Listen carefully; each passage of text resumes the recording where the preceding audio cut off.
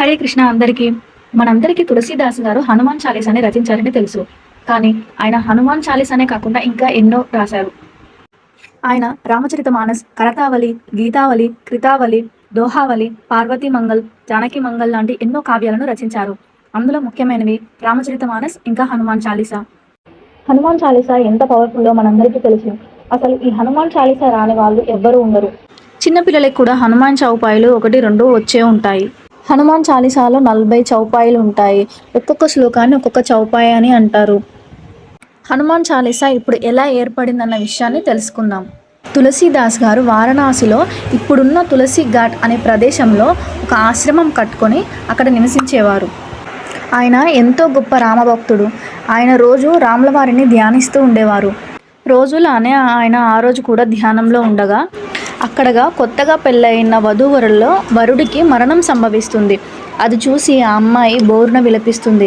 ఆ చనిపోయిన వ్యక్తిని అలా తీసుకెళ్తూ ఉండగా ఆ అమ్మాయి తులసీదాస్ గారి ఆశ్రమం దగ్గరికి పరిగెత్తుకుంటూ వెళ్ళి ఆయన కాళ్ళ మీద పడిపోయి బోరున ఏడుస్తూ విలపిస్తూ ఉంటుంది.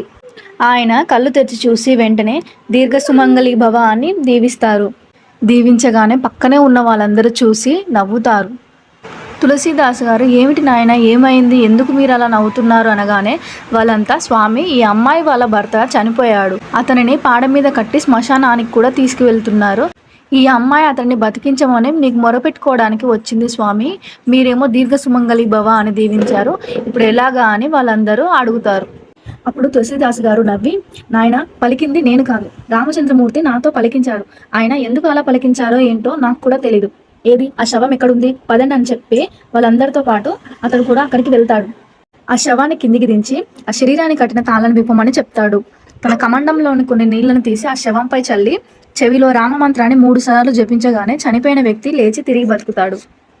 ఆ సంఘటన చూసి జనమంతా ఆశ్చర్యపోయి చాలామంది మహమ్మదీనులు సనాతన ధర్మంలోకి మారిపోతారు.